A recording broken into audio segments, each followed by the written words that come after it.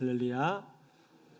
네, 복된 금요일 밤 잘 나오셨습니다. 오늘 특별히 우리 새생명 축제를 놓고 같이 기도하는 날인데 이 밤에 나오신 여러분들을 환영합니다. 한번 같이 인사 나누시면 좋겠는데 우리 앞뒤 좌우분들과 같이 반갑게 인사를 하실 때 잘 오셨습니다. 오늘이 그날입니다. 이렇게 한번 인사하겠습니다. 잘 나오셨습니다. 오늘이 바로 그날입니다. 네, 오늘이 바로 그날입니다. 금요 기도회 때 새생명 축제를 위해서 기도하는 바로 그날인데 특별한 밤에 잘 나오셨습니다. 오늘 또 하나님께서 우리에게 주실 귀한 은혜가 있는 줄로 믿습니다. 같이 하나님 말씀 보시겠는데 열왕기상 18장입니다. 41절부터 46절까지 말씀.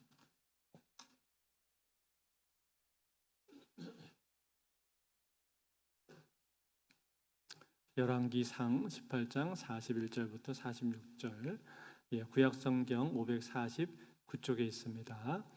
한 절씩 교독해서 읽겠습니다. 열왕기상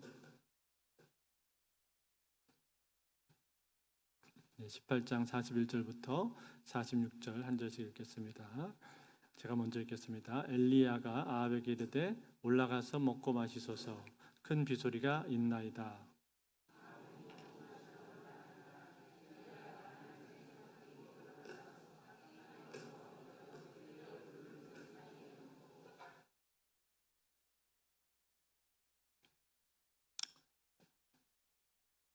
그의 사환에게 이르되 올라가 바다 쪽을 바라보라. 그가 올라가 바라보고 말하되 아무것도 없나이다. 이르되 7번까지 다시 가라.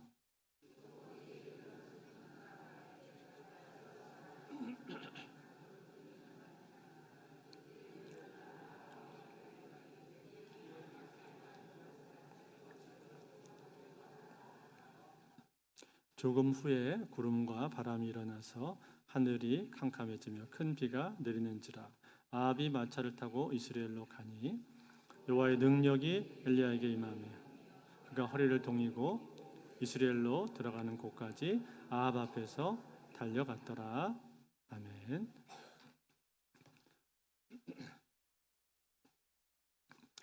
여러분 엘리야 선지자에 대해서 잘 알고 계시죠? 구약에 나오는 선지자들 중에서 대표적인 선지자가 누구냐? 그러면 우리는 주저하지 않고 단연 이 엘리야를 꼽습니다. 그만큼 위대한 선지자였었고 또 탁월한 능력을 가진 선지자였습니다. 그래서 신약 성경을 보게 되면은 예수님께서 변화산에 올라가셔서 변화산상에서 변모가 되신 사건이 있었는데 그때 예수님이 얼굴이 변모되고 모양이 바뀌실 때 그 환상 가운데서 만났던 두 사람이 있었습니다. 그 사람이 바로 모세하고 엘리야였습니다. 왜 모세하고 엘리야가 거기서 등장을 했습니까? 왜냐하면 모세는 구약의 율법을 대표하는 사람이고 엘리야는 구약의 선지서, 즉 선지자를 대표하는 사람이 바로 엘리야이기 때문에 그런 것이죠. 그만큼 이 엘리야는 선지자들의 대표격이라고 말을 할 수가 있는 것입니다. 그렇다면 여러분 어떻게 해서 엘리야가 이렇게 선지자의 대표격인 사람이 되었을까요? 여러분 엘리야가 행했던 일들을 한번 생각을 해보십시오. 엘리야가 행한 사역, 일들을 우리가 떠올려 보면 제일 먼저 뭐가 떠오르죠? 제일 먼저 떠오르는 것은 갈멜산에서의 전투가 떠오르죠. 바알의 선지자 450명 그리고 아세라의 선지자 400명을 대항해서 도합 850대 1로 싸웠습니다. 그래서 그 850대 1의 그 싸움 가운데서 엘리야가 기도했을 때 하늘에 불이 내려와서 그 재물이 불에 탔잖아요. 국에 흥건하게 적셔 있었던 재물이었는데 그 재물이 순간적으로 하늘에서 불이 내려오면서 활활 타오르게 되면서 승리를 거두게 되었습니다. 그리고 거기 있었던 바알의 선지자들을 그 자리에서 처형을 했죠. 즉 우상 숭배를 척결한 일을 했던 사람이었습니다. 그런가 하면 또 뭐가 떠오릅니까? 사르밧의 과부, 이 사르밧의 과부는 먹을 거가 없어서 이제 마지막 통에 있는 그 가루 한 움큼하고 또 자기 기름병에 있는 기름을 가지고 마지막으로 떡 한 조각을 만들어서 자기 아들하고 이제 먹고 죽으려고 그러고 있었던 차였는데, 엘리야가 그 여인의 믿음을 보고 나서 그 여인을 축복을 해주죠. 그래서 그 집의 통에 가루가 마르지 않게 되고 또 기름병에 기름이 떨어지지 않게 되는 그러한 기적을 행해 줍니다. 즉 이것은 그들의 가장 기본적인 필요, 인간의 가장 기본적인 필요를 엘리야가 채우는 데 도움을 주었단 말이에요. 어디 그뿐입니까? 그 아들이 위중한 병에 걸리게 되었을 때 그때 이제 숨이 끊기게 되었는데, 엘리야가 그 위에 올라가서 3번을 엎드려서 기도를 하면서 그 아들이 생기가 다시금 돌아오게 되지 않습니까? 즉 부활의 기적을 그가 경험했다 이 말이에요.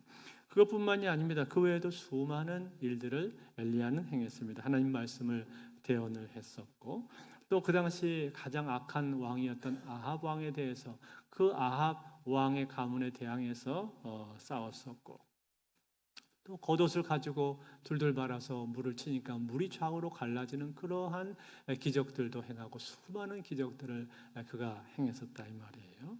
그래서 그가 엘리야가 선지자의 대표격인 사람이 된 것입니다. 그런데 여러분, 그 사람이 어떻게 해서 이렇게 놀라운 기적들을 많이 행하게 된 겁니까? 그 사람이 원래부터 그렇게 능력이 많았던 사람입니까?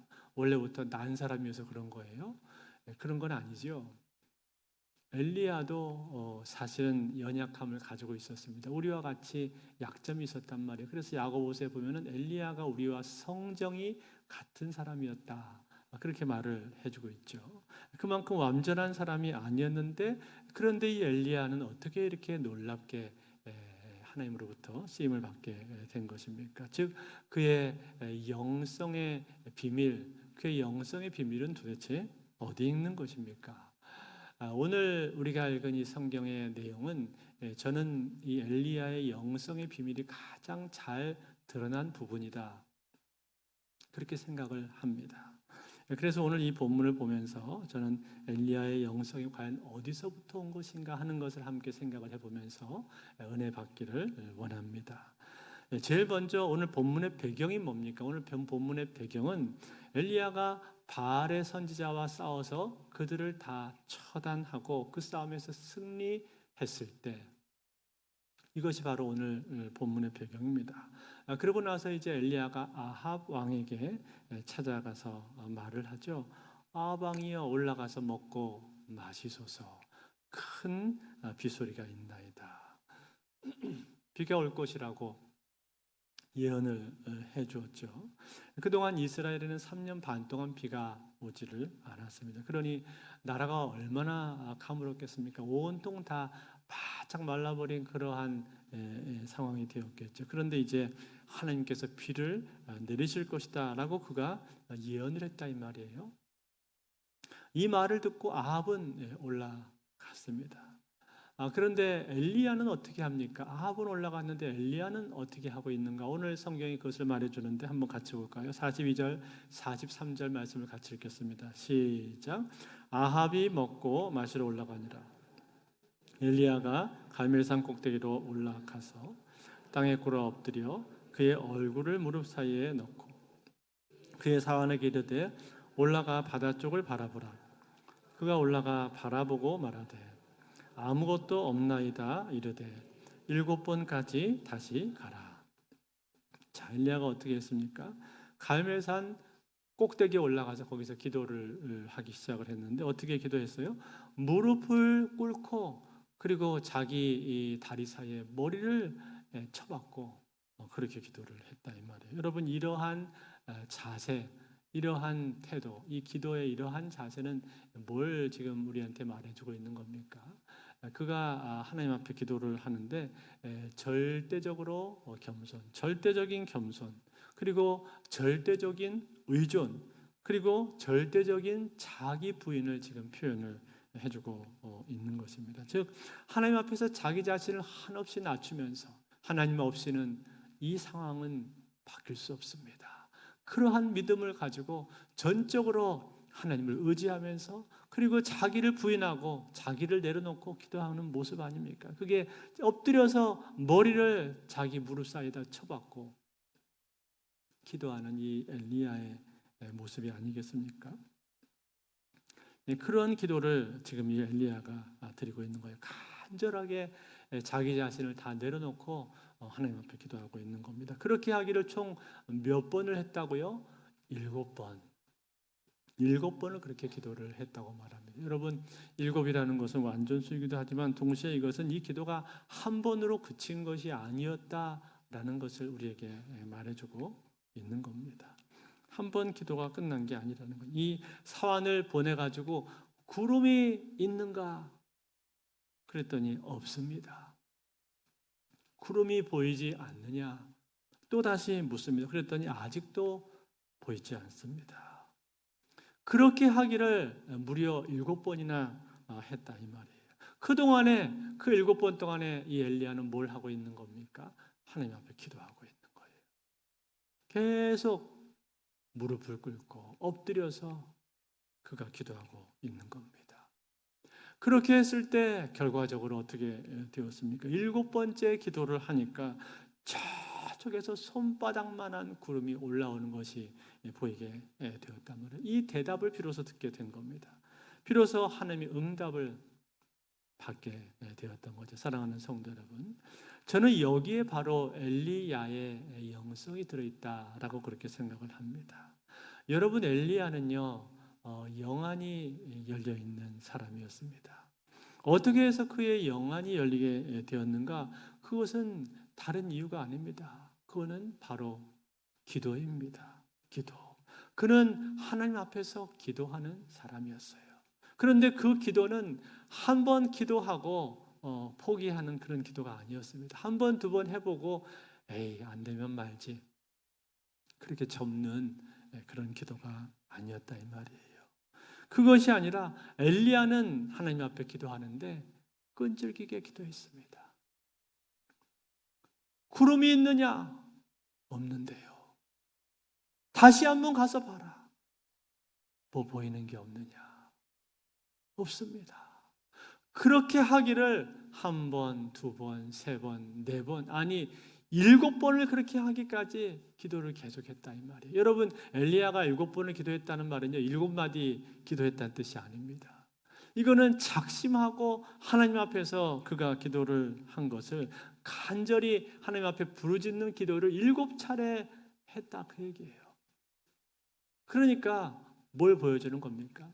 이 기도에 있어서 중도에 포기하지 않고 끝까지 하나님 앞에 기도를 했다는 거예요. 그러니 여러분, 그 기도하는 시간들, 그 기도하는 과정을 통해서 그의 영성이 얼마나 깊어졌겠습니까? 그가 얼마나 깊은 곳까지 들어가고 얼마나 하나님 앞에서 그가 깊은 자리까지 갔겠습니까? 마치 하나님을 얼굴과 얼굴로 마주 대할 정도로 그렇게 깊은 자리까지 그가 지금 들어가고 있는 겁니다. 여러분, 이것은 마치 이런 것과 같아요. 우리가 성소에 들어갈 때 말이에요. 성소에 들어갈 때 바깥에서 들어가기 시작하면 이방인의 뜰을 지나고 그 다음에 유대인의 뜰을 지나고 그 다음에 성소를 지나고 지성소로 들어가지 않습니까? 그런데 어떤 사람은 하나님 앞에 나와서 기도를 하는데 내가 이방인의 뜰에 서서 기도하는 것 같다.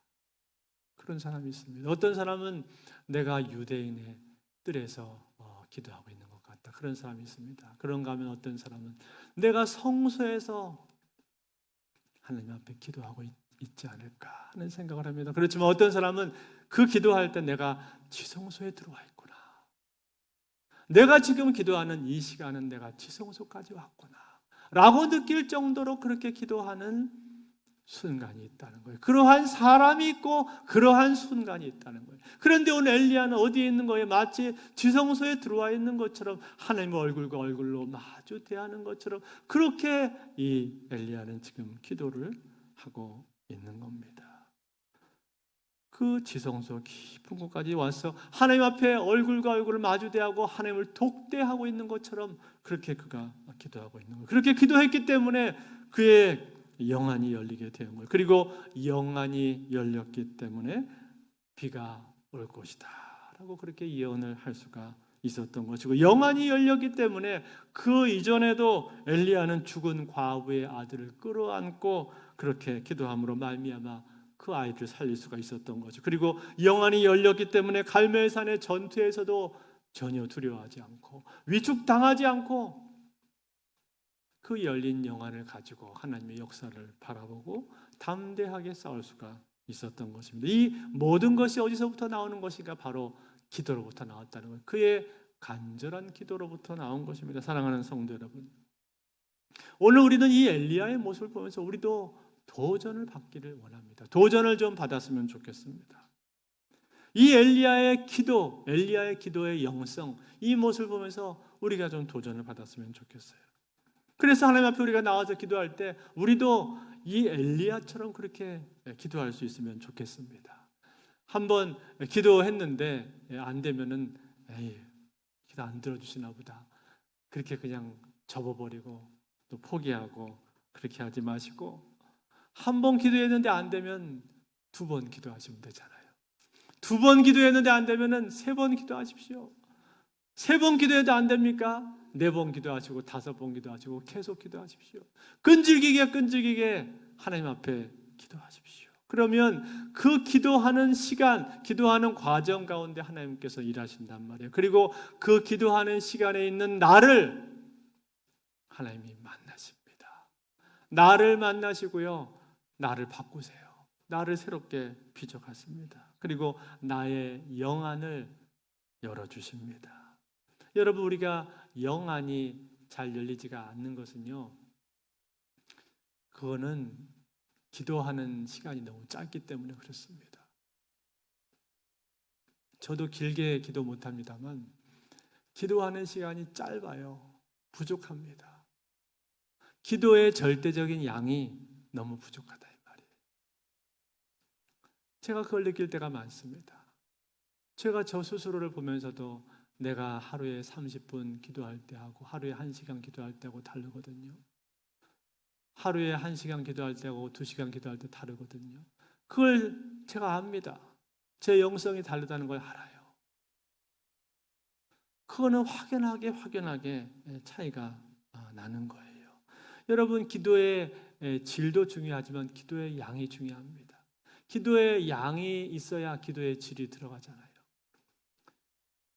기도의 양은 중요하지 않고 기도의 질만 중요하다? 그렇지 않습니다. 여러분이 기도를 하는 시간을 늘려보십시오. 오랫동안 기도해 보십시오. 그러면 자연스럽게 기도의 질이 깊어질 수밖에 없는 거예요. 근데 그 양을 늘리지 않으면요, 그러면 질은 깊어지지 않습니다.